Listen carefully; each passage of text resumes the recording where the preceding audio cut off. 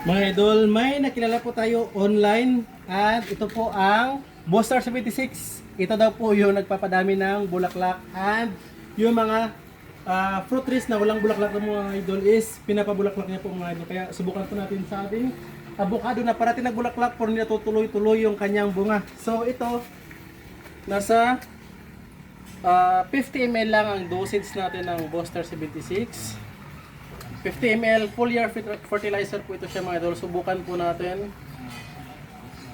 Ito ang 50 ml niya. Idol, bulaklak siya ng marami at bubunga po ng marami mga idol. Yan, ito avocado natin na isa is nagbulaklak na siya. Hopefully magbulaklak at dadami po ang kanyang bunga mga idol dahil lahat po ay naabot dahil sa ginamit natin na sprayer extender mga idol. Nasa 4.1 meter po ang taas nito siya mga idol, kaya lahat po tatamaan talaga kahit mataas. I will update po dito mga idol maybe 2 weeks to 1 month from now sa pinag-sprayhan natin na avocado mga idol dahil tapos na po ang season ng avocado mga idol sa pagbulaklak. Ngayon po is mga bunga na po, marami pong nag-harvest na po ngayon, pero itong avocado natin may mga bulaklak siya nung nakaraan pero hindi po siya natuloy-tuloy.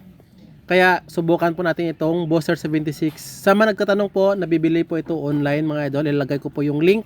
And the same time, itong handle extender na sprayer mga idol. Nasa 4.1 meter po ito siya. Kaya kitang-kita nyo po kahit napakataas ng ating avocado, abot na abot niya po yung isprehan mga idol. Hindi mo na kailangan bumili ng power sprayer para isprayan po yan. Hindi mo na kailangang akyatin yung inyong mga matataas na pananim gaya ng mga avocado, mangga or whatsoever mga idol dahil sa 4.1 meter na sprayer extender handle natin na binili po mga idol yan. Oh. Yan, abot na abot kahit mataas po yan siya mga idol.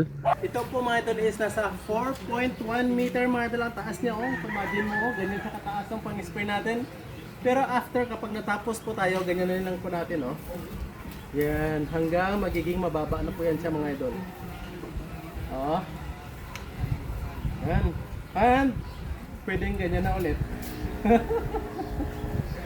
Maliit lang. So, ito yung kanyang post mga idol kapag pang mataasan. Thank you!